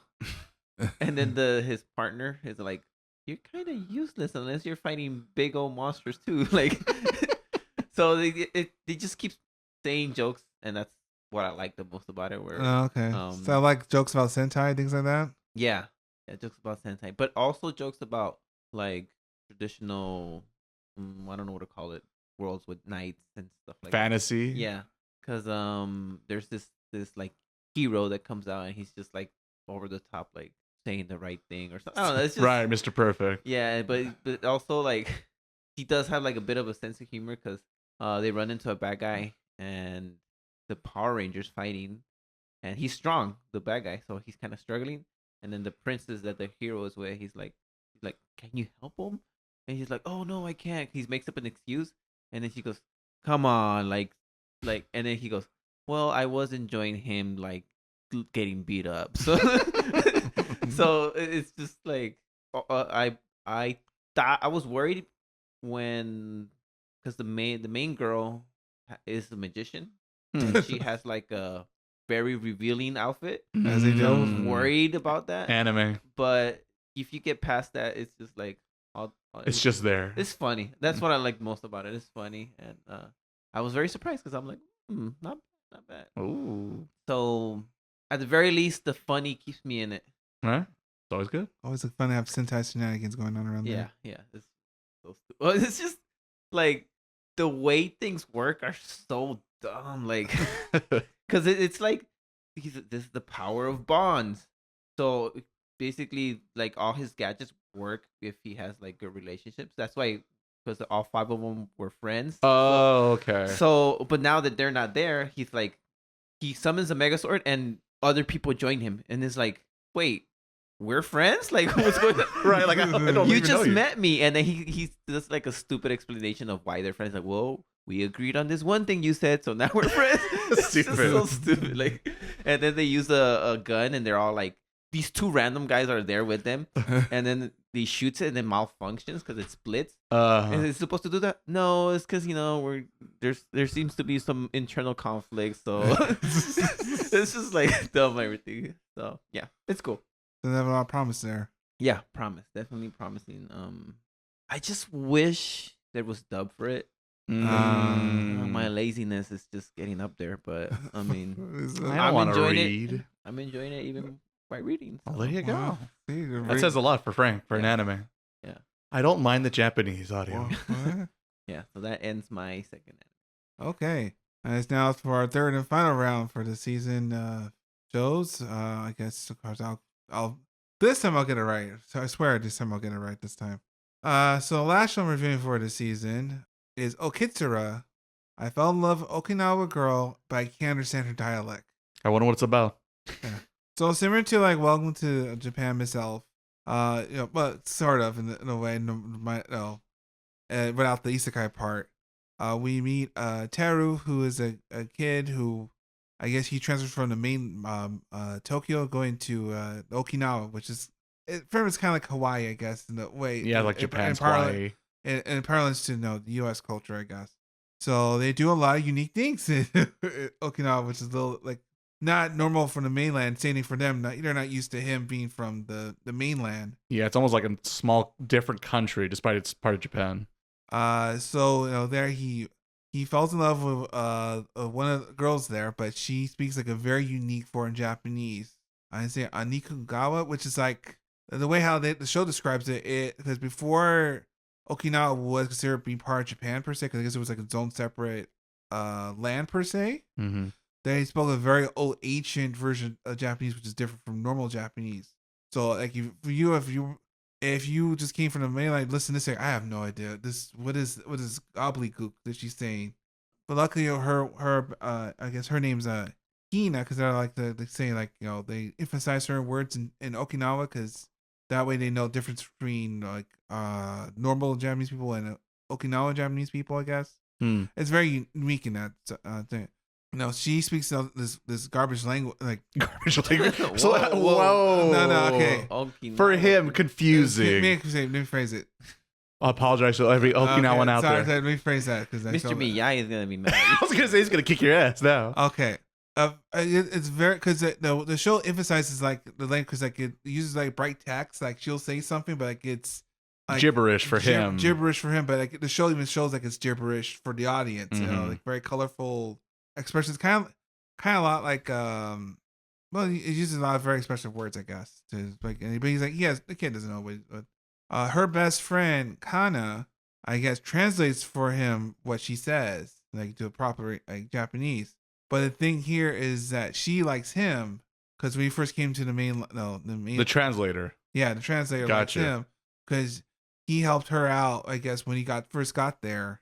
To like what first moment. So it's a weird, strange love triangle sort of, because the girl, the Hina pretty much doesn't know. She's too busy being goofy and silly, not really taking it seriously per se. She's like a hyper character, like a very hyper-ish character that just goes around, like, bouncing around the walls. I don't care. But this whole dynamic as they have. But the interesting thing about the show is that they they talk about Okinawa culture. You know, they have like this like in every show at least like there's like 3 little memos I guess they have. Like they have a cute little animation. Oh, like fun facts. Fun facts, I guess. You know, like one of them is that they get Shonen Jump a day later than normal Shonen Jump get in the mainland. Huh. So like, you know, one of the jokes was that a kid's like, wow, you saw the future already? Wow. Or like certain phrases in Japanese cult they say in the mainland Okinawans don't get. Okinawans don't get some of it. They don't get something that Okinawa say, and so it gets confused. Like a bunch of older folks, because the whole island's a lot of like kumbaya, a lot of phrases that no one uses in Tokyo. And they're like kind of like, oh, I said that. Did I say that right? And the whole island's kind of like silent there for a second. Like, did I say this right? But you don't say that in the mainland? No, not at all. What am I? Like all questions like, what am my life doing here? What I just learned? But it's like talking about like the weather changes. Like the weather changes rapidly between like it'll rain one moment and then be sunny one moment. Then it'll rain again like soon afterwards because the way the climate is very tropical. It's very unique because you learn more about Okinawa and the difference between that and the mainland because no one really knows about Okinawa unless I guess you live there per se. It's not in a lot of anime normally. So it is interesting from that perspective in the way how like it's very comedy based. It's a lot of like they do a lot of like sound effects like good or like when they're sulking or like something happened like they like they do sound effects but speak the sound effect I guess per se. But in a comic event of course. Right.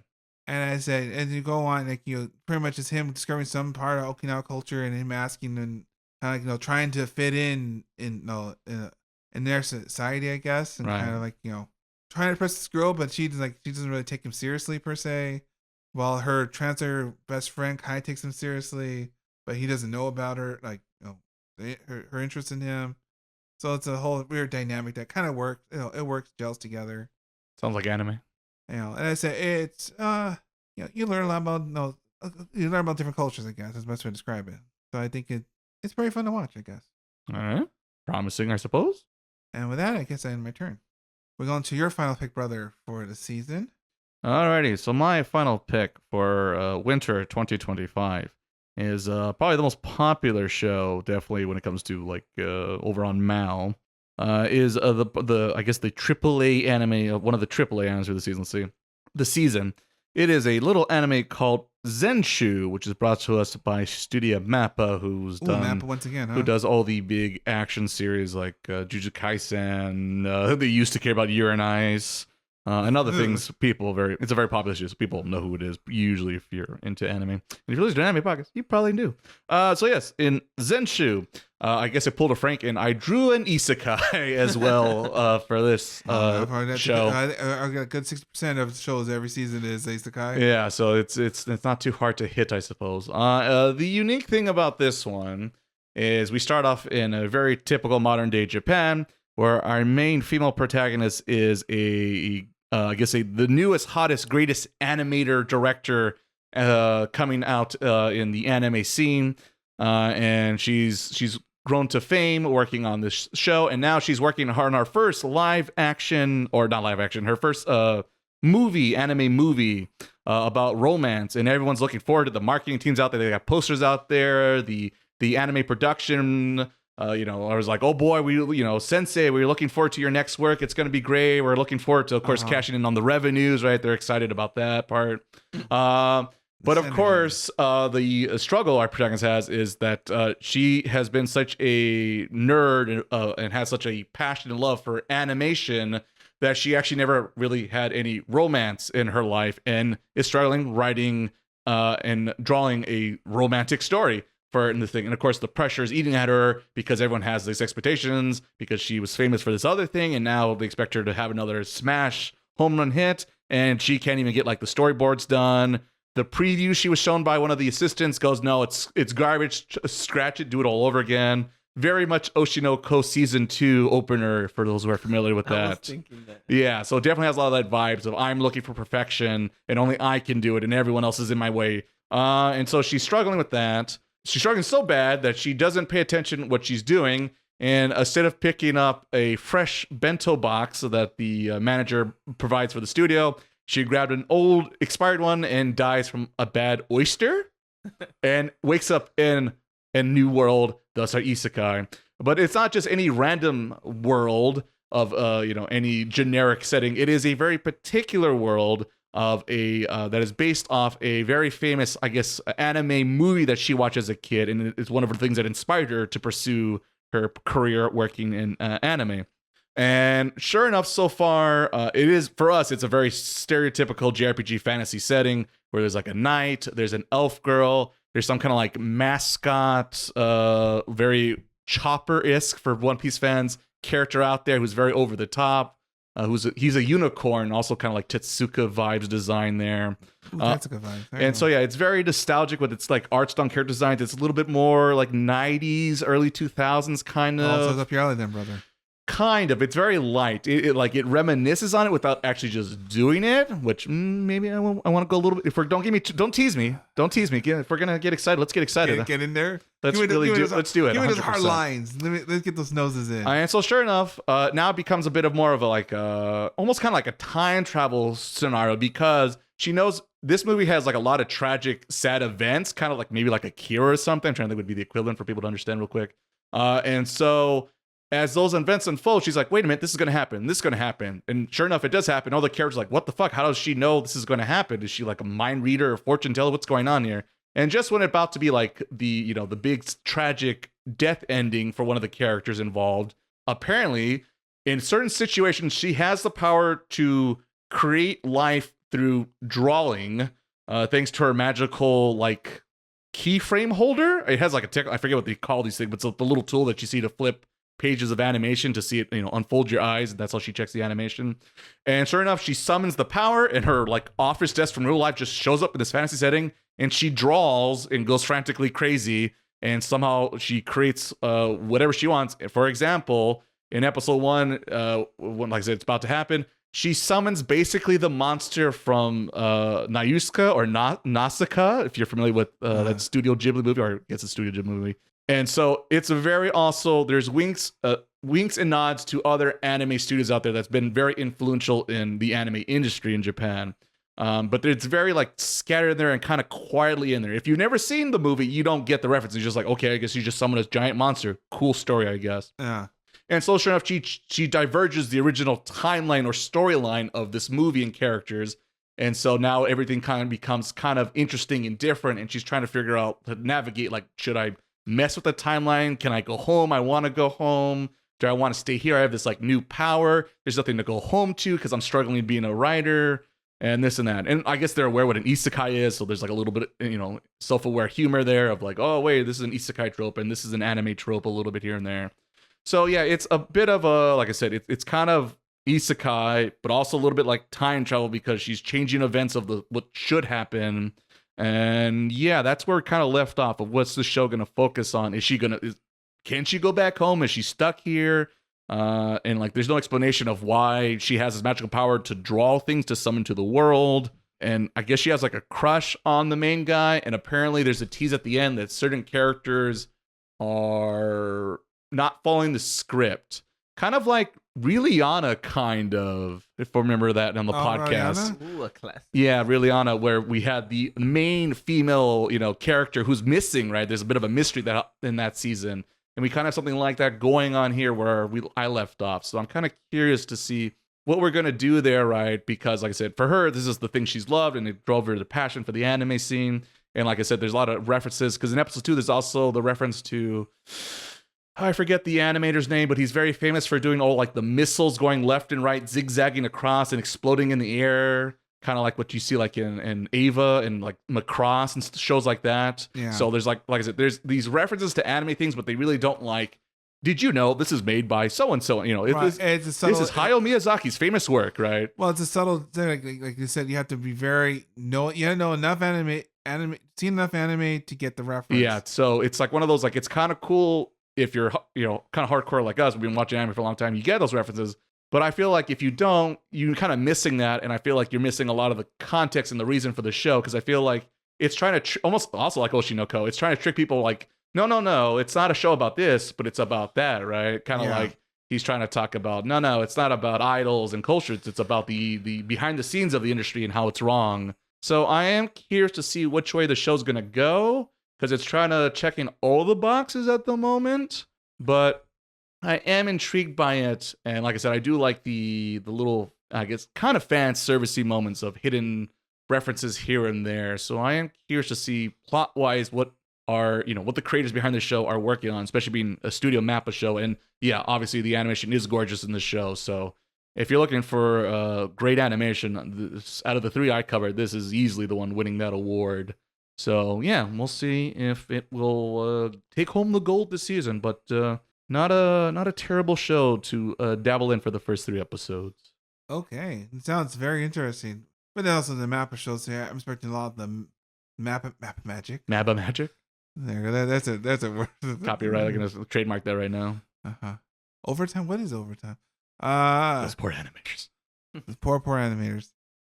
So to cap off this wonderful season of Winter 25, let's ask Frank for his final pick. All right. We'll give you guys a break from those super long names. Oh.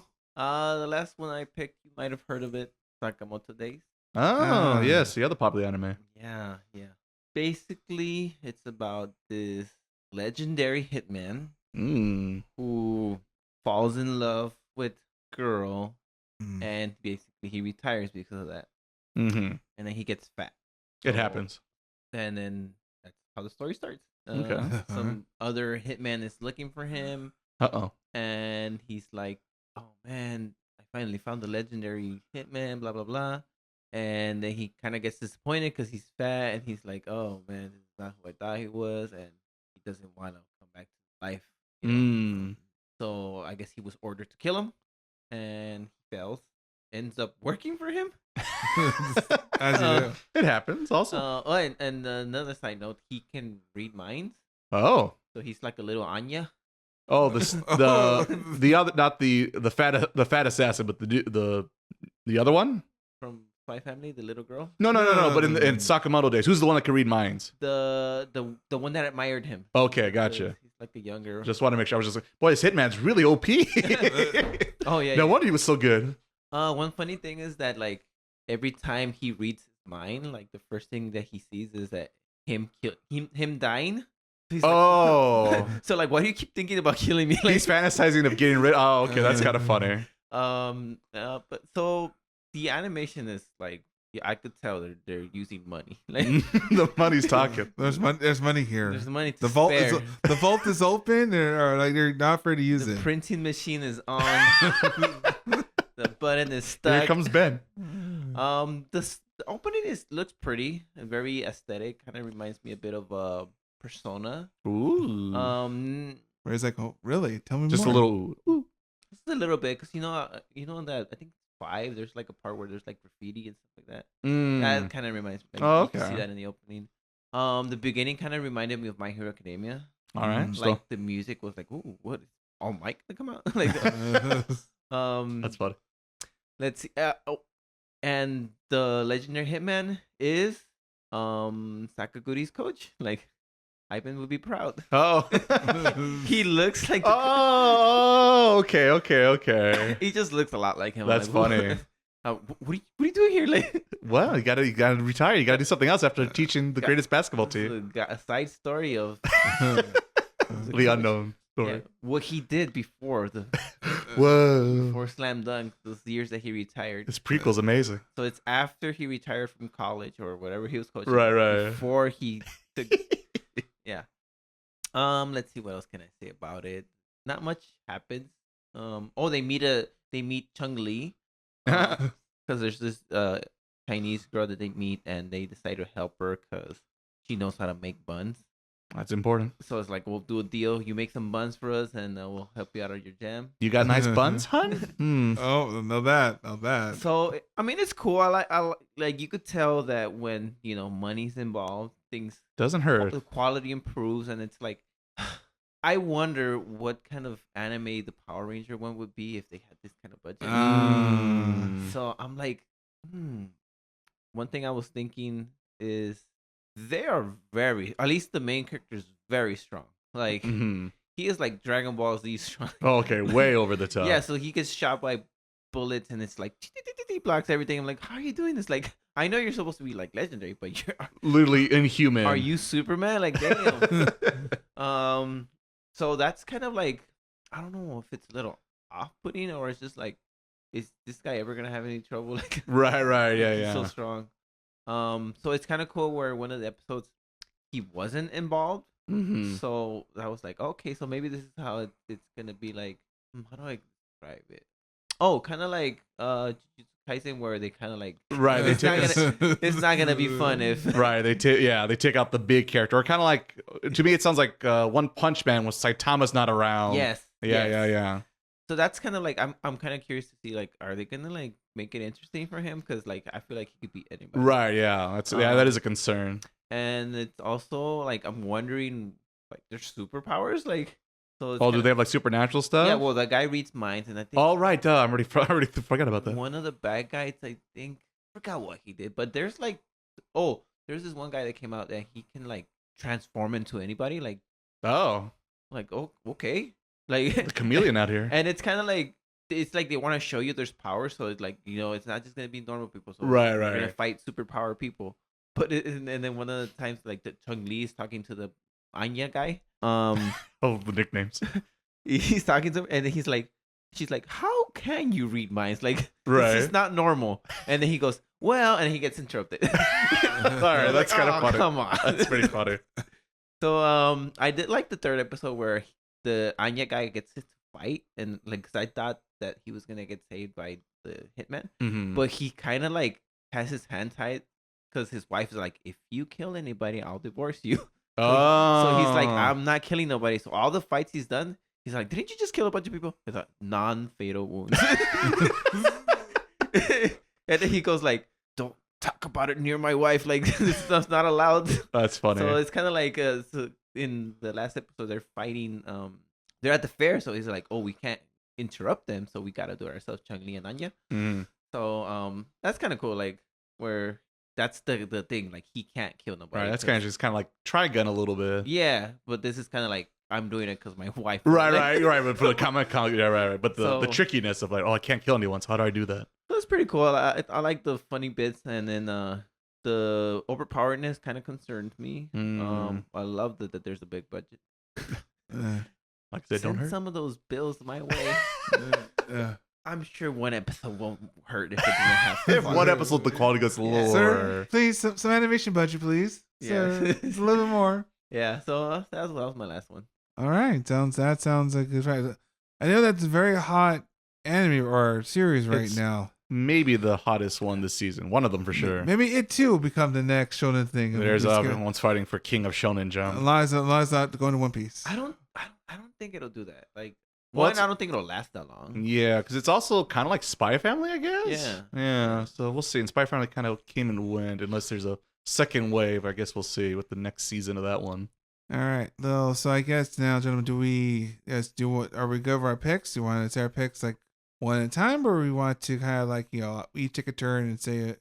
What's not gonna make it? Yeah, I feel like we should just go one each and then be like, all right, And then our this winner, is the one that didn't make it, and then second place. the winner, and then because that's what we usually do for our full reviews too, where we talk our loser and then our winner, and then of course the last one's stuck in the middle. all right, then I guess we'll go in order like we did earlier, and of course I think I spoiled it out earlier. Tell me, no, what? Yeah, so unfortunately, Flower and Asura won't move on because I think it requires a more focused approach. I think. How good's your kanji? And the answer is terrible. Yeah, but it's a very niche thing to do, but I think it's interesting. It's not bad, but for sure this season it's out. Right, I guess your turn. My turn for my show that I will not be passing. Despite I don't think no show is like terrible, but if there's a third place, the third place show will be I already forgot the Japanese name, but I'm just gonna stick with Twilight Hotel. I liked it a lot, but it's just one of those shows like this screams me, and everyone else is gonna fall asleep on the podcast. But who knows? Thank you. I appreciate that. No problem. But I do have an anime YouTube channel, so you never know. It might show up there in the future. Like and subscribe today. Link down below in the description of this podcast. I'm not saying I promise anything, but if you like to subscribe, If it just so happens, I'm just saying. It could. if you guys limit your energy, I could do it. I could do it. All right, Frank. What's your choice? Or non-choice? God, I'm too lazy to look it up, but The one that didn't make it is the Salaryman Too Big for. Headhunting Another World. There you person? go. There I'm you glad go. someone remembered. Thank you. You're a lifesaver. This is why you're the host. That's why you're the host No, this that's week. You are the weakest link, Headhunter. There you go. He didn't make the cut. I am curious a little bit because the fact that it's not. Oh, it's not more. It sounds doing silly, deal- but also apparently it's not. But the other ones don't sound a little more interesting than that one. But I don't think it's bad per se, right, Frank? You would say it's more like passable. Well, not really. You just said he's not passive. Well, yeah, okay, but in a sense, it's not like bad per se. I might finish it just to so you guys aren't like concerned like what happened. What next? happened, Frank? I Yeah, need to know. Yeah, so I mean, You maybe never he'll know. take Shredder's job. I don't know. Hey, man. I did like that one because it's dubbed. I'm surprised that wait, that has a dub. Yeah, That's it has- crazy. Yeah, so Where we live in? Who's I in guess. charge of picking dubs this season? that's what saves it from me probably keep Mm, watching it. that makes sense. Okay, I guess then we go to our choice for the season, and of course that means the one that's not didn't pass, I guess per se. And there'll be a full review in the future. Yeah, it'll be a feel for the future for all of us down the line. So the anime I'm gonna pass is Okitsura because I think it's funny. I think it's Is that the interesting. Okinawa one? Yeah, the Okinawa Okay. one. Sorry, I guess because I was trying to make it less friendly or more friendly, I guess per se. Anyway, yeah, the Okinawa one because I think it's interesting. I do like the little mascot character kind of explains how things are going on, so that way you the listener like, oh, so that's why they think it's weird. There's certain moments like just start dancing or start doing things like that doesn't seem right. And it's like, oh, well, because in their culture. Did you know? And I do like it breaks the tension, and we and like little facts, and then we move on. Then we go back to the main plot of the story, pretty much. I think it's fun. There's a lot of very silly sound effects, things like that. And it's nice to learn about more of another culture, I guess per se. Fair enough. And of course, that means the other one. Well, in Japan myself won't be making it because I'm not sure exactly if it's a real isekai or a reverse isekai or what we're exactly doing there. It's one of those you need to watch maybe one or two more to kind of really get the flow of the show. Right. What are we focusing on Because here? I feel like right now I'm like I don't know where the real focus is. Like because we're like, oh no, I died. Well, want to get lunch? It's kind of weird how that show. I'm curious how it works, especially the fact that she didn't exist in the real world, but then she does. But then she can also go back into the fantasy world. Yeah. Does her body also go with her in the dream? How does that work? It's the dumb things that my brain thinks about. I like, just know. so far as they explained it, as long as he holds her, I guess. He's the magical portal man. That he takes her along with. That's how they explain it, even if they're not 100% sure about it either. Just for the plot, this is what we're gonna do. That's like a made up thing. It's like when you tell somebody like, "Oh, I lost my number. Can I have yours?" You're so cute. You're from another world. You can't be from this one. You're too cute. No. See, honey, we have to hug together so that way we can both go to the juice together. What? Want to come to my fantasy land? Whoa. It needs more time to cook, I guess. So that's why it's not passing. Ray, your choice? That is my show that we'll be getting. It was a bit of a tough pick because, like I said, I am a bit of a murder mystery person. So the discount Dr. House show had me intrigued. And of course, the anime show that's about anime, but also just fantasy, back and forth, but had amazing budget. So I had to choose. And I kind of went against what I usually do. And I decided to go for the Benjamins, and I decided Zenshuu will be getting the pass this season because that animation sure is pretty, and I am still curious about what's going on in the show. What's the point of this show? And you get the references probably. Yeah. Most likely. And so far, there's no obvious Scooby-Doo culprit, so I guess I'm giving it the extra nod and wink. And sadly, poor Dr. House anime. No, Dr. Miss House. Dr. No, Dr. House the anime. That's the official title of that one for me. All right, headcanon. I think I'm gonna check out that one. I might keep watching it. As like I said, the Detective Conan fan in me. I kind of need to know. I need to see how what's gonna happen. How they lost her head again. We're gonna have another locked room murder mystery again. We have to figure it out. How did they do it? If you see a little kid with a bow tie, people watch out. Get out of there. Get out of there. All right, and then of course that leads to Frank, the biggest pick, the biggest choice of the season. You know what? Bring it in. I came in thinking I know what I'm gonna choose, and then I'm like, Headhunter was like, okay, definitely not. Not you. And then the Power Ranger one impressed me. Impressed me. Do you like my Sentai? I want to give it a chance on one hand, and the other hand was like big budget, like Benjamin's. Same problem I had. So, at the end of the day, I'm gonna go with Sakamoto Days. Let the money talk. You know what? Thank you, sir. Hopefully, thank you, send me Mr. a check. Netflix. Thank you. Thank you. Frank, your check's in the mail, Frank. Don't worry, he'll come into you soon. Probably the main reason was because I was gonna watch it anyways. And right now with my schedule, I'm like, I don't want to add another anime to my. I will finish the Ranger one, right. But I won't be pressured to be like, get it done. Now, Frank. Yeah. Now the podcast is next week. Yeah, because like the way I did with the Yakuza and the Demon Lord, like I finished them, but it was after I Right. Yes. So I mean, part of me was like, oh, should I? Do I dare? Follow your heart, Frank. So ready to follow the money. Did I follow the grade? Follow the money. My heart is in the stock market, apparently.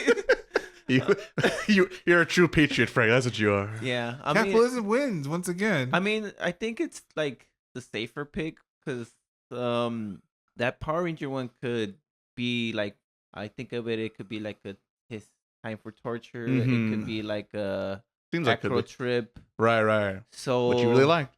I did, but I just want to see what the fuss. Change it up. I want to see what the fuss about. Yeah. And it's like it's not another isekai.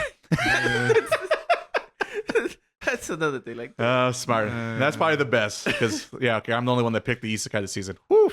Okay. Okay. I don't feel so guilty now picking that show because normally I don't. Don't worry, guys. Guess what next season's gonna be?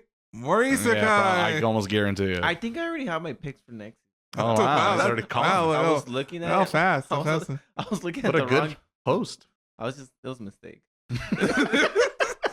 It happens. We go to late night YouTube binges. It happens to all of us. Yeah, I was like, all right, let's pick the next anime, spring 2025, and then I think it was Ivan. Like, wait a minute. Which I don't see any of these shows. Yeah, it was you. Yeah. Wait a minute. Oh my god. Whoops. I was already excited. Now we get so anticipated. We'll get there, Frank. We'll get there. Yeah. Spring will come soon, but it's still cool. Oh, and Frank's out this season. Oh, I'm sorry, Frank. I'm back in. I just hope it lives up to the hype.